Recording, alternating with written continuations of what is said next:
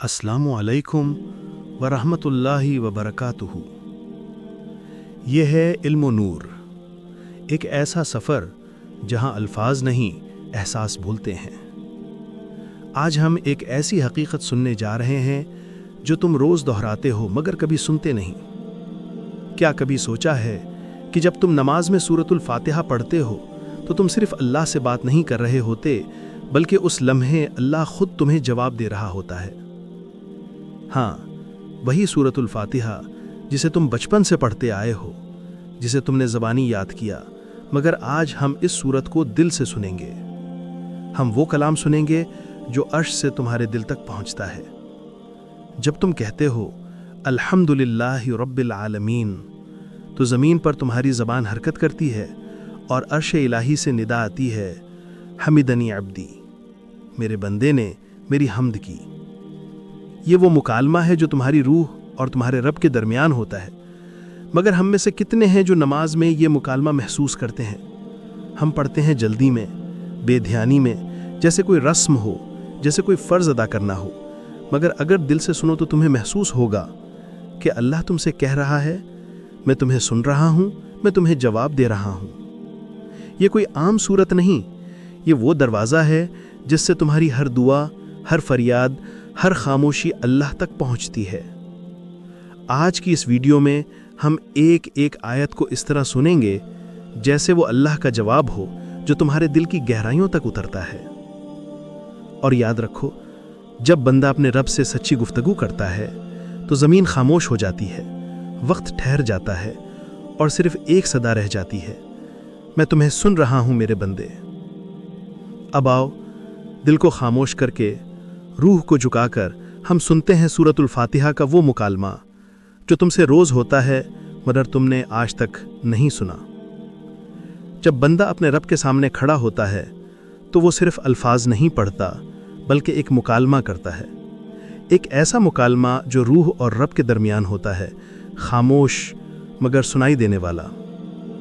جب تم کہتے ہو الحمدللہ رب العالمین تو عرش سے ندا آتی ہے، حمدنی عبدی، میرے بندے نے میری تعریف کی۔ سوچو، رب کائنات، وہ ذات جو کسی کا محتاج نہیں، تمہارے الفاظ کو سن کر جواب دیتی ہے۔ یہ کوئی رسمی تلاوت نہیں، یہ محبت کا آغاز ہے۔ پھر جب تم کہتے ہو الرحمن الرحیم تو اللہ فرماتا ہے، اثنى علی عبدی، میرے بندے نے میری صفات بیان کی۔ اللہ کو تمہاری تعریف کی ضرورت نہیں، مگر وہ سن کر خوش ہوتا ہے، جیسے باپ اپنے بچے کی سچی بات سن کر مسکرا دیتا ہے۔ یہ وہ لمحہ ہے جب رحمت تمہیں ڈھانپ لیتی ہے اور تم محسوس کرتے ہو کہ میں تنہا نہیں ہوں۔ پھر تم کہتے ہو مالک یوم الدین اور اللہ فرماتا ہے، مجدنی عبدی، میرے بندے نے میری بزرگی بیان کی۔ یہ وہ مقام ہے جہاں بندہ مان لیتا ہے کہ فیصلہ صرف تیرے ہاتھ میں ہے، عدل تیرا ہے، اختیار تیرا ہے۔ یہ اقرار دل کے غرور کو توڑ دیتا ہے۔ یہ آیت بندے کو اس عاجزی میں داخل کرتی ہے جہاں سکون ملتا ہے، یقین ملتا ہے۔ ہر آیت ایک جواب ہے، ہر لفظ ایک تعلق کی تجدید ہے۔ اللہ تمہاری زبان سے نکلنے والے ہر حرف کا جواب دیتا ہے، مگر ہم کب ٹھہرتے ہیں سننے کے لیے؟ ہم پڑھتے ہیں مگر سنتے نہیں، ہم کہتے ہیں مگر محسوس نہیں کرتے۔ اگر تم رک جاؤ، دل کو خاموش کر لو، تو تمہیں سنائی دے گا ایک نرمی بھرا جواب، ایک رحمت بھرا لمس، جیسے رب کہہ رہا ہو، میں یہاں ہوں، تمہارے قریب، تمہارے ہر لفظ کو سن رہا ہوں۔ یہ کوئی عام صورت نہیں، یہ دو دلوں کی گفتگو ہے، ایک بندے کا عاجز دل اور ایک رحیم رب۔ اور اب وہ لمحہ آنے والا ہے جہاں بندہ صرف تلاوت نہیں کرتا بلکہ براہ راست اپنے رب سے مخاطب ہوتا ہے، جہاں وہ کہتا ہے ایاک نعبد و ایاک نستعین، اور آسمان سے رحمتیں برسنے لگتی ہیں۔ یہ وہ لمحہ ہے جب زمین پر بندہ جھکتا ہے اور آسمان پر رحمت کے دروازے کھل جاتے ہیں۔ یہ آیت دراصل بندگی کے اقرار کی انتہا ہے۔ ایاک نعبد و ایاک نستعین، یعنی اے اللہ، ہم صرف تیری ہی عبادت کرتے ہیں اور صرف تجھ ہی سے مدد مانگتے ہیں۔ یہ وہ جملہ ہے جس میں انسان خود کو مکمل طور پر اللہ کے سامنے جھکا دیتا ہے۔ یہ اعلان عاجزی ہے، یہ وہ لمحہ ہے جب بندہ کہتا ہے میں کچھ نہیں، سب کچھ تو ہے۔ یہ الفاظ صرف زبان سے نہیں، دل سے ادا ہوتے ہیں۔ نماز میں جب ایک سچا دل یہ آیت پڑھتا ہے تو زمین پر ایک سجدہ ہوتا ہے اور آسمان پر فرشتے جھک جاتے ہیں۔ یہ بندگی کا اعلان ہے، مگر ساتھ ہی ایک رشتہ بھی بندہ اور رب کے درمیان۔ ایک صحابی رضی اللہ عنہ سے روایت ہے کہ جب وہ نماز میں ایاک نعبد و ایاک نستعین تک پہنچتے تو ان کی آواز رک جاتی، آنکھوں سے آنسو بہنے لگتے اور وہ کہتے، اے میرے رب، عبادت کا حق تو ادا نہیں ہوتا، پھر کس منہ سے کہوں کہ میں تیری عبادت کرتا ہوں۔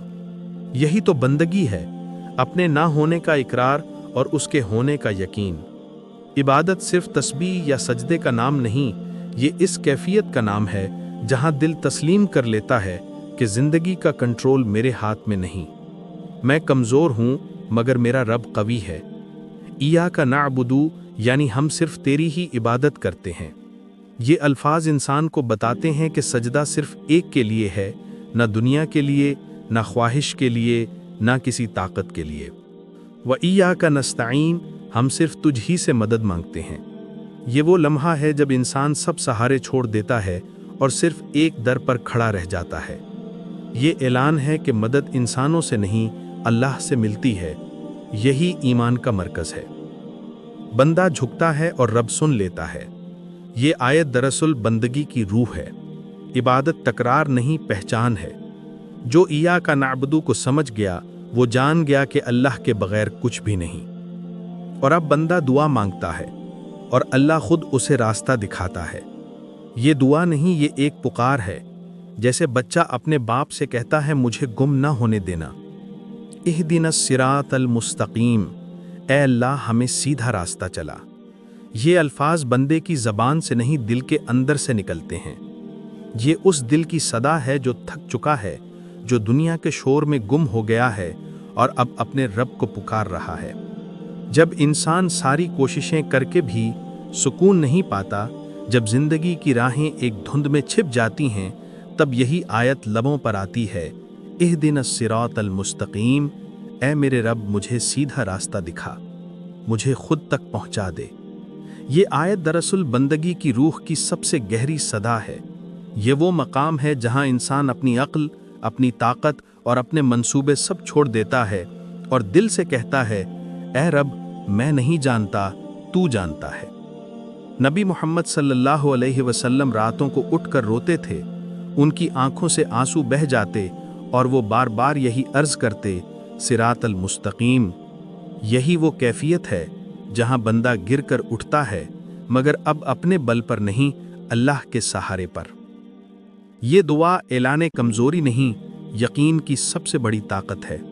جب بندہ یہ کہتا ہے تو اللہ کہتا ہے، میرے بندے تو مانگ، میں دکھاؤں گا۔ ہر انسان کے دل میں کوئی نہ کوئی بھٹکاؤ ہوتا ہے، کوئی گناہ، کوئی خواہش، کوئی اندھیرا، مگر یہ آیت اس کے لیے روشنی ہے۔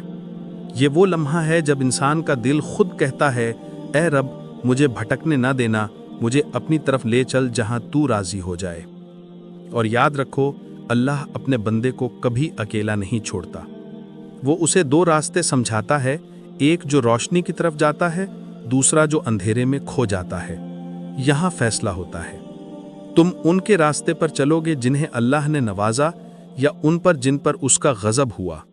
صراط الذین انعمت علیہم غیر المغضوب علیہم ولا الضالین۔ یہ آیت دراصل زندگی کا موڑ ہے۔ یہاں انسان کے سامنے دو راستے آ جاتے ہیں، ایک روشنی کا، دوسرا اندھیرے کا۔ پہلا راستہ ان لوگوں کا ہے جن پر اللہ کا انعام ہوا، انبیاء، صدیقین، شہداء اور صالحین۔ یہ وہ لوگ ہیں جنہوں نے دنیا میں حق دیکھا، اس پر چلے اور کبھی پیچھے نہیں ہٹے۔ حضرت ابو بکر رضی اللہ عنہ کو دیکھو، جب انہیں خلافت دی گئی تو فرمایا، مجھے تم پر امیر بنایا گیا ہے، حالانکہ میں تم میں سب سے بہتر نہیں۔ اگر میں درست رہوں تو میری مدد کرو، اور اگر غلطی کروں تو مجھے سیدھا کر دو۔ یہ ہے صراط الذین انعمت علیہم۔ یہ وہ راستہ جس میں تکبر نہیں، صرف سچائی اور عاجزی ہے۔ پھر حضرت عمر رضی اللہ عنہ کو دیکھو، ان کی عدل و پسندی ایسی تھی کہ جب ایک عام آدمی نے کہا، اے عمر اللہ سے ڈر، تو انہوں نے غصہ نہیں کیا بلکہ سر جھکا لیا۔ یہ وہی صراط ہے جہاں طاقت بھی عدل کے تابع ہو جاتی ہے۔ اور پھر دوسرا راستہ غیر المغضوب علیہم ولا الضالین، وہ جن پر اللہ کا غضب نازل ہوا کیونکہ انہوں نے حق پہچان کر بھی اس سے منہ موڑ لیا۔ انہیں علم تھا مگر عمل نہیں کیا۔ اور وہ جو گمراہ ہو گئے جنہوں نے سچ کو چھوڑ کر خواہشوں کو اپنا غدا بنا لیا۔ اللہ نے ہمیں درمیانی راستہ دیا، نہ غرور والوں جیسا نہ بھٹکنے والوں جیسا، بلکہ ایک ایسا راستہ جس میں عاجزی ہے، محبت ہے اور اطاعت ہے۔ یہ وہ راستہ ہے جہاں انسان کہتا ہے میں اپنی مرضی نہیں تیری رضا چاہتا ہوں۔ یہ آیت دراصل اعلان ہے کہ سیدھا راستہ صرف زبان سے نہیں، زندگی سے چنا جاتا ہے۔ یہ ایمان کی زبان نہیں، عمل کا سفر ہے۔ اگر دل جھک جائے، نیت صاف ہو جائے تو اللہ خود بندے کو وہ راہ دکھاتا ہے جہاں نور ہی نور ہے۔ اور جب بندہ یہ سب سمجھ لیتا ہے تو سورہ الفاتحہ اس کی زندگی بدل دیتی ہے۔ سورہ الفاتحہ کتاب نہیں، کائنات کا آئینہ ہے۔ جو اسے سمجھ لیتا ہے وہ خود کو سمجھ لیتا ہے۔ یہ صرف چند آیات نہیں، یہ ایک سفر ہے، زبان سے دل تک، بندے سے رب تک۔ ہم نے دیکھا کہ الحمدللہ رب العالمین میں حمد کا آغاز ہوتا ہے اور اہدنا الصراط المستقیم میں بندگی اپنے عروج پر پہنچتی ہے۔